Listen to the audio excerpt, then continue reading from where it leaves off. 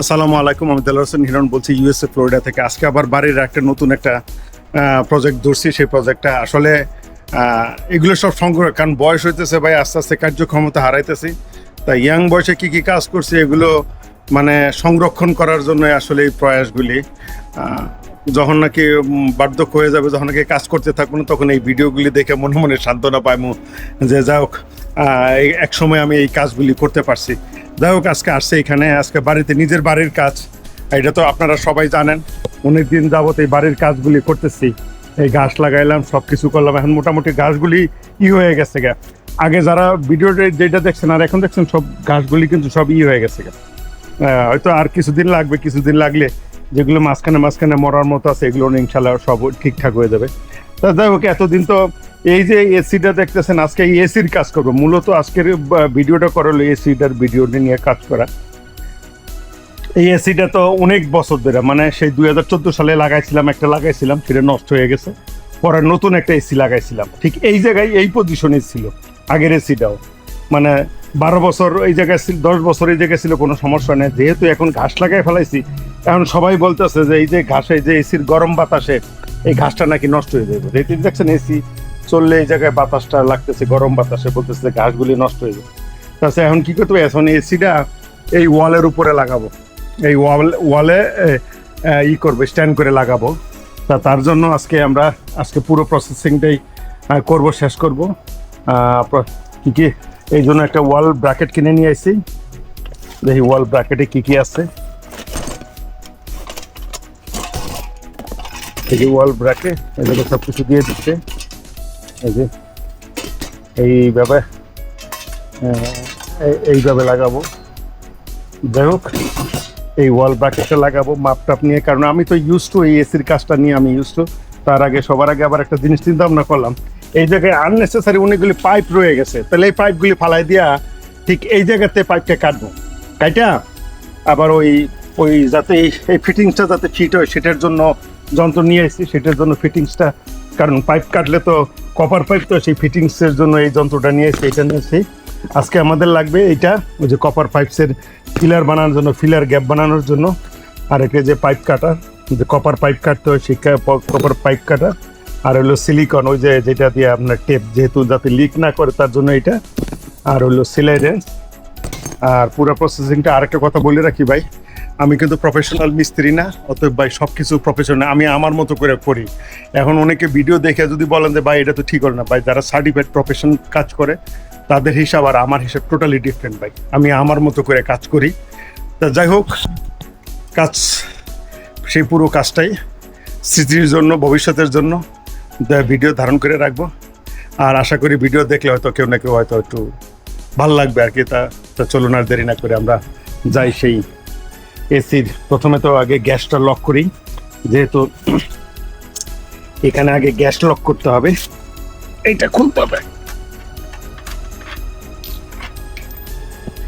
Gas lock করতে হলে প্রথমে যে হাই সাইডটা আছে, হাই সাইডটা টোটালি লক করে দিতে হবে। তাহলে আমার ফ্রিঅন কিনতে হবে না। এই ফ্রিঅনেই সর্বোচ্চ 1 মিনিট চলবে। 1 মিনিটের ভিতরে গ্যাসটা ওই আপনার কম্প্রেসারের ভিতরে চলে আসবে। এই যে কম্প্রেসারের সাউন্ড চেঞ্জ হয়ে গেছে। তুমি দেখে দাঁড়াও, আমি বললে এসিটা বন্ধ করে দেবো। একটু 1 মিনিটের বেশি, 1 মিনিট একটু সময় বেশি নিব, কারণ অনেকে বড় পাইপ তো এক্সট্রা গ্যাস আমি ঢুকাইছিলাম এই এতক্ষণে।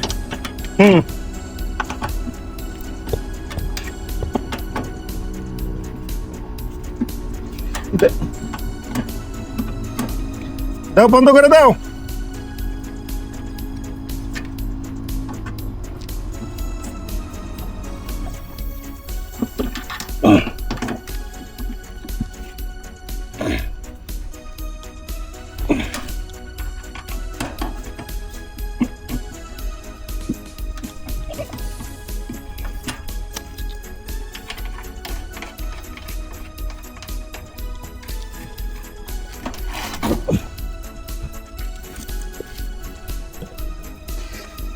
যাই হোক, আমাদের এসি গ্যাস লক হয়ে গেল। এখন আস্তে আস্তে করে আমরা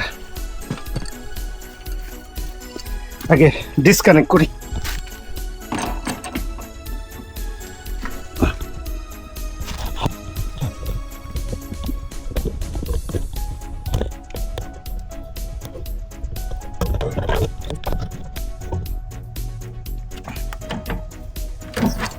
ফেলাইছি এই পাইপটা, এখন ডিসকানেক্ট করে ফেলাইছি। এখন এই জায়গাতে আমরা কেটে ফেলাবো। তাই পাইপ কাটার জন্য আবার আমেরিকায় আলাদা একটা টুলস আছে, ওইটা দিয়ে করতে হবে। কারণ এই কপার পাইপ যদি আপনি ইচ্ছা মতো কাটেন তাহলে হবে না।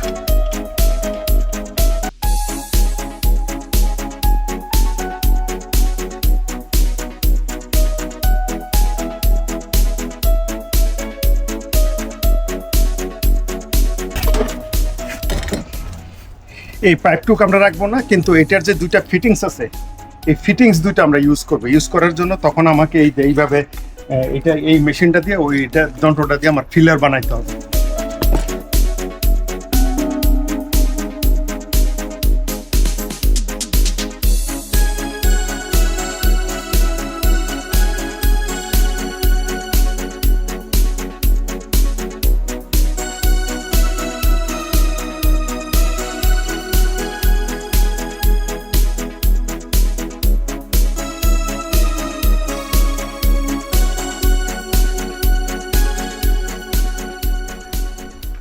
শুধু এই যে এইটুক এই জায়গা ধরো বাবা, এই জায়গা ধরো, শুধু এদিকে নিচে, শুধু এইটুক করার জন্য এই যে এই পার্সটা কিন্তু হইলো। দেন টুলসের কোনো বিকল্প নেই, টুলস হয় একদম ইজি হয়ে গেছে। এখন এটা দিলে এখন কানেক্ট হবে। এটার বলে ফিলার, কপার পাইপ ফিলার। যাক, ফিলার করলাম, সব কিছু করলাম, এখন রেডি। এখন শুধু উপরে স্ট্যান্ডটা লাগাবো। ওই যে স্ট্যান্ডটা কিনে নিয়ে এসে ওইখানে ওই যে স্ট্যান্ড আছে, এই যে স্ট্যান্ডটা, এই স্ট্যান্ডটা লাগাবো। আসলে কি, এই কাজটা করাইতে যদি একটা লোক ডাক দিতাম, একটা নতুন একটা এসি ইনস্টল করতে যা লাগতো সেই একই চার্জ। তা ভাগ্য ভালো, আমি নিজের কাজ নিজে করলাম। অ্যাটলিস্ট তো টাকা পয়সা তো কিছু সেভ হয়। আর পাশাপাশি এই বয়সে কাজ না করতে পারলে আমার ভালো লাগে না। কারণ কাজ করতে হবে, কাজের ভিতরে আমার মগ্ন থাকতে হবে, যে কোনো কাজ হোক। তো এই কাজ করে নিজের বাড়ির কাজ করে টাকাও সাশ্রয় হয়, আবার প্লাস কিনা নিজেরও স্বাস্থ্যের লেগেও ভালো, বুঝলেন, একটা মুভমেন্ট করতে পারি। এই জন্য আসলে এই কাজগুলি করা। দেখি এখন একটা স্ট্যান্ড লাগাই, স্ট্যান্ড লাগানোর পরে তারপর আমরা এসিটা ইনস্টল করবো, দেখি কিছু হয় কি, লিক আছে কিনা। কারণ পাইপটা অনেক আঁকা বাঁকা হয়ে গেছে, তো হয়তো পাইপের লিক থাকতে পারে। যদি পাইপের লিক থাকে তাহলে আবার সেই এ টু জি সব, মানে সে শুরুতে শেষ পর্যন্ত সব পাইপের কপার পাইপটা, ওই গ্যাস ফ্রিয়নের লাইনটা পুরোটাই চেঞ্জ।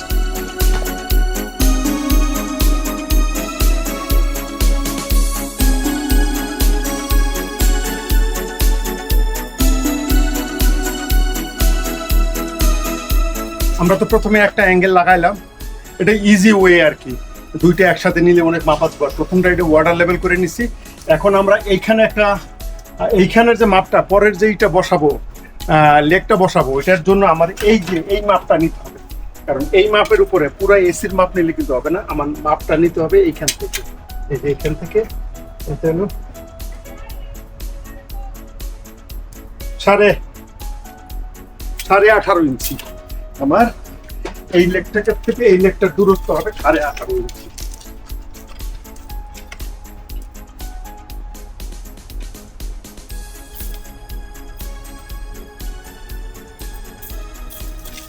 এই হবে মাপটা। ওকে, এখন আমরা এইটা আগে বসাই। নিচের লেভেলটা ঠিক হয়ে গেল।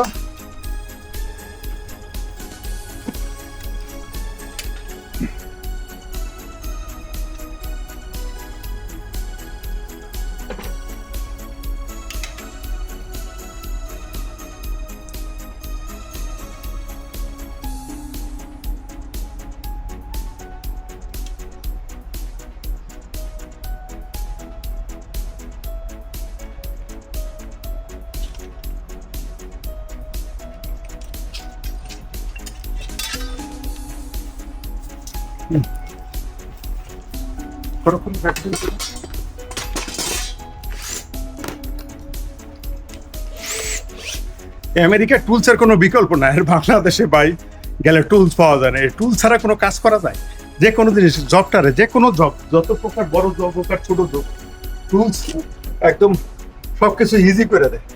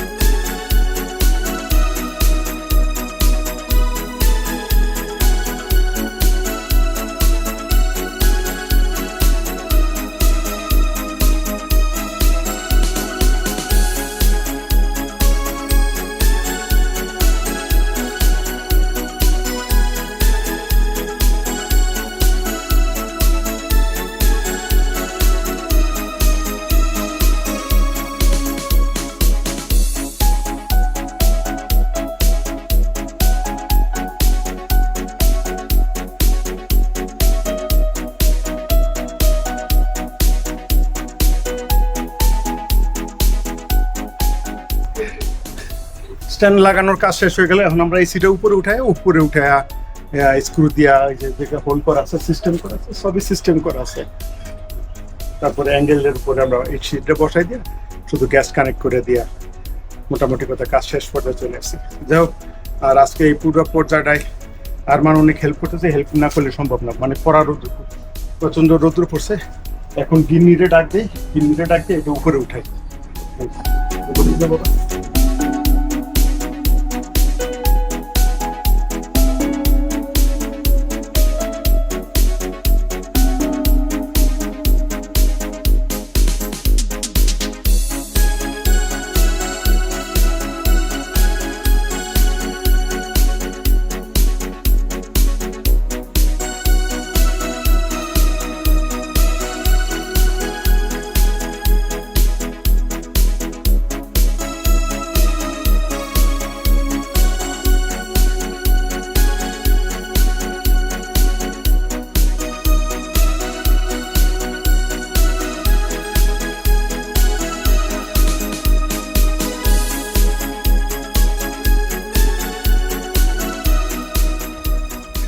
প্রায় 10-12 বছরের পুরানো এই পাইপগুলি পুরানো ছিল, 10 থেকে 12 বছর পুরানো, মানে 2014-তে লাগাইছিলেন, তার মানে 12 বছর হয়ে গেছে।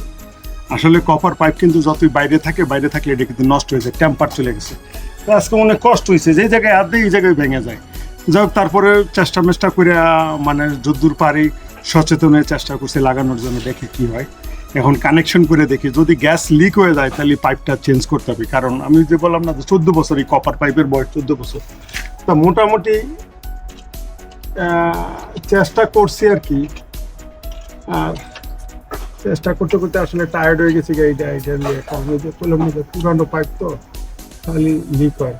আর যেহেতু লিক করার জন্য ওই যে আমেরিকায় এরকম একটা সিলিকন পাওয়া যায়, এই যে এটা পাওয়া যায়, এটা লাগাইলে মোটামুটি কথা লিক থাকে না। লাগাই দেখি কি অবস্থা।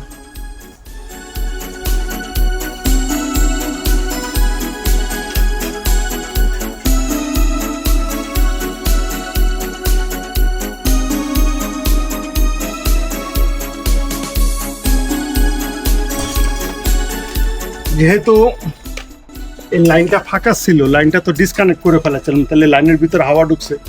তাহলে আমার কাছে তো নাই, এই যে ভ্যাকুয়াম মেশিন নাই। ভ্যাকুয়াম মেশিন ছিল, সেটা হারায় ফেলাইছে। নিয়ম হলো ভ্যাকুয়াম করতে হবে। তো এখন আমি কি করতেছি, আমি সব বরাবর এটাই করে, যদি ভ্যাকুয়াম না থাকে এই জায়গায় যে হাই সাইডটা আছে, হাই সাইডটা একটু হাওয়া ছেড়ে দিলাম।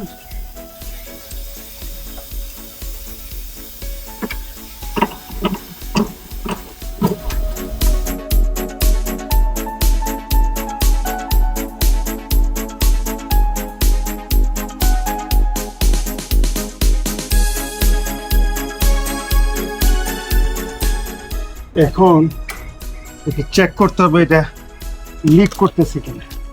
মনে হইতেছে, আপাতত দৃষ্টিতে মনে হইতেছে লিক করতেছে না। তারপর একটু সাবান পানি দিয়ে চেক করবো আর কি লিক করছে।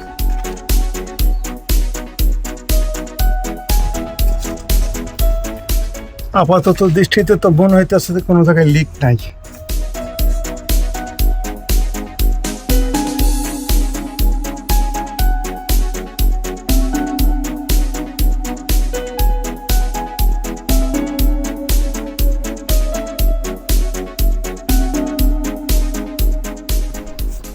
যাই হোক, সে অনেক ভয়তে ছিলাম যে হবে কিনা, এসিটা ওই যে গ্যাসটা লিক করে কিনা, কিংবা পুরানো নতুন করে, তো বললামই নতুন করে সেই ফিলার গ্যাপ বানানোর জন্য নিয়ে আসছি।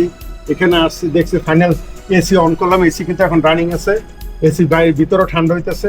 তো এখন দেখতেছি যে ফাইনাল চেক করতেছি যে এটা কোনো জায়গায় গ্যাস লিক করে কিনা। না, কোনো গ্যাস লিক কিছু নাই, কারণ এই একটা উপায় আছে সাবানের ফেনা দিয়ে চেক করা। তো যাই হোক, মোটামুটি কথা এখন নাহলে ভাবছিলাম যে হয়তো আবার পুরো সিস্টেমটা খুলতে হবে, কারণ যারা এসির কাজ করেন তারা জানেন যে কোনো একটা জিনিস সূক্ষ্ম একটা ছোট্ট একটা ছিদ্র কিন্তু কয়েকদিন পরে এসির গ্যাস ম্যাস সব কিছু চলে যাবে। যাই হোক, এতক্ষণ এসি লাগালাম কষ্ট করে রোদের ভিতরে, আসলে মিনিমাম $300 থেকে $400 সেভ হয়েছে। লোক যদি ডাক্তার $400 সেভ হয়ে গেছে, ওরা $400 নিচে নিত না। যাই হোক, আর একটা কথা কি, নিজের কাজ নিজে করার ভিতরে একটা আনন্দই আলাদা, সেটা ভাষায় প্রকাশ করার মতো না, যেটা আমি খুব আনন্দ পাই।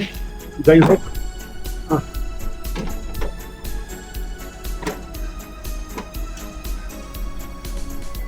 আর এতক্ষণ সবাই ধৈর্য ধরে আমার এই ভিডিওটি দেখার জন্য সবাইকে অনেক অনেক ধন্যবাদ।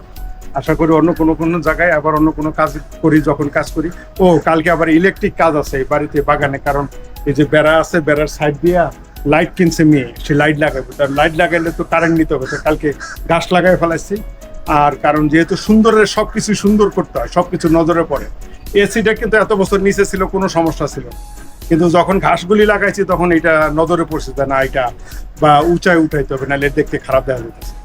যাই হোক, কালকে ইলেকট্রিক কাজ করব, সবাই দোয়া করবেন সুস্থ থাকি, আর এইভাবে যেন কাজের মাধ্যম দিয়ে দুনিয়া থেকে চির বিদায় নিতে পারি। আর থিঙ্ক পজিটিভ, ডো পজিটিভ। সবাই ভালো থাকবেন, সুস্থ থাকবেন, আমার জন্য দোয়া করবেন। টিল দেন, আল্লাহ হাফেজ।